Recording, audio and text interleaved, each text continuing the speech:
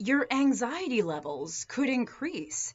And along with that, your stress levels can increase as well.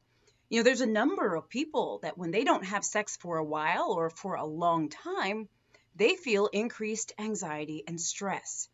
Now, I know you're going to ask, okay, Dr. Jen, what does for a while mean? How long is a long time? And I know you're going to ask that. And I have to say, honestly, it's different for everyone because what's normal or typical for everyone is also different. So it's really what you consider to be a while or a long time, okay? But anxiety and stress can increase. On the opposite side, though, many people feel a sense of relief when they don't have sex for a while. The risk of STDs goes down, the risk of pregnancy, is not there if you're not having sex, right?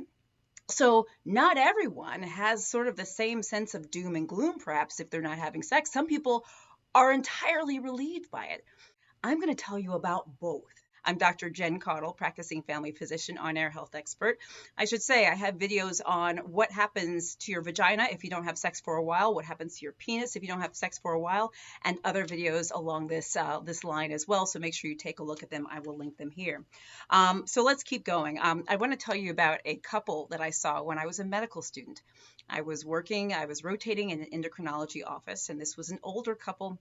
I mean, they probably were in their 70s, maybe.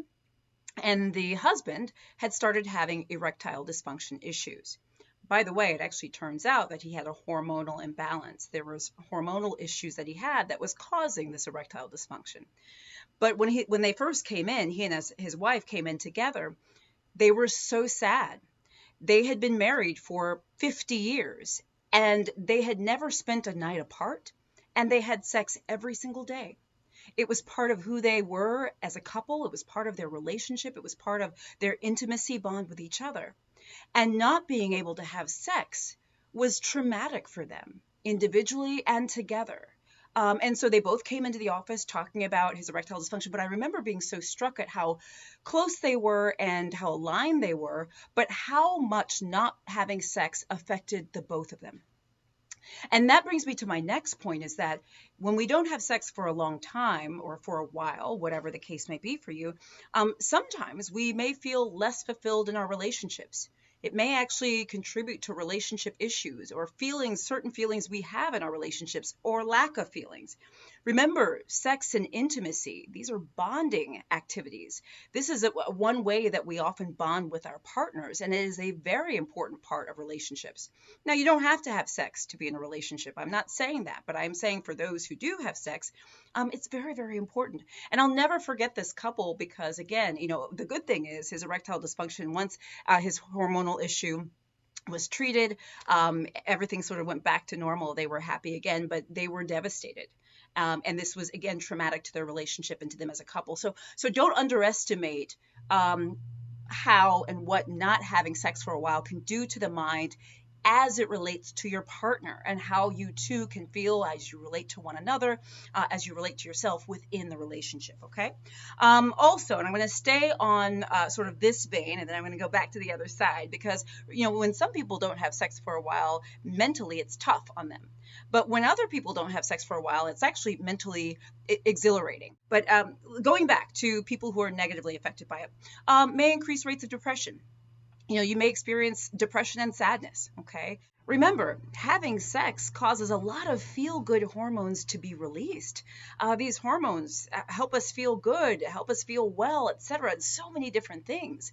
And if we're not having sex for a long time, we are not getting these hormones, and that could absolutely impact the way that we feel. You may also have issues sleeping, okay? And so how does that relate to your mind? Well, sleep often it's connected to our mind, right? It's a function of our brain and our mind, but also if we're not sleeping as well, it can lead to concentration problems. It can lead to feelings of sadness, so many emotions, certainly the next day, right?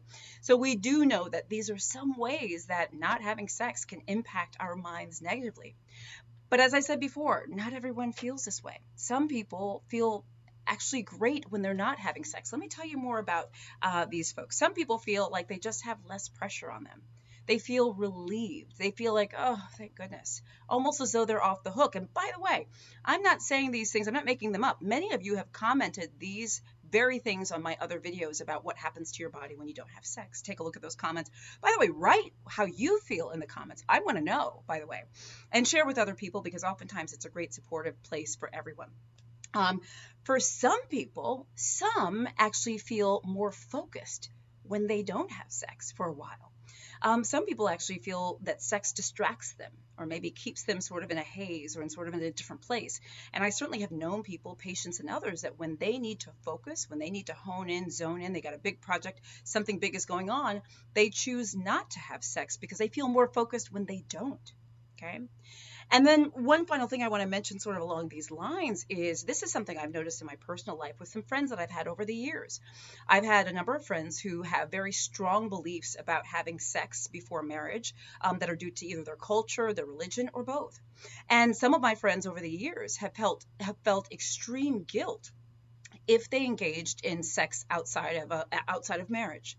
If this is you, you may feel better not having sex, because perhaps having sex, if it's not in a marriage, in the context of a marriage, you may feel guilt in that situation. And so not having sex actually makes you feel better.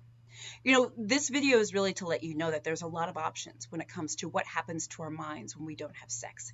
For some people, it's tough. Anxiety, depression, changes and problems in our relationships, etc., etc. But for some of us, it actually may be a bit relieving, may actually help us feel more focused and productive, and even maybe safer in some ways in terms of the pregnancy risk being gone and the STD risk. It's different. There's not one size fits all, which should also tell you that wherever you stand in this issue, it's okay. Don't let anyone else or anything else try to tell you how you should be. Understand, however, that if you are struggling either with sex, sexuality, anything along these lines, make sure you're talking to someone. Talk to your doctor. Consider talking to a therapist. Talk about the issues or concerns that you have, because that's going to help you and ultimately your partners and relationships that you have down the line.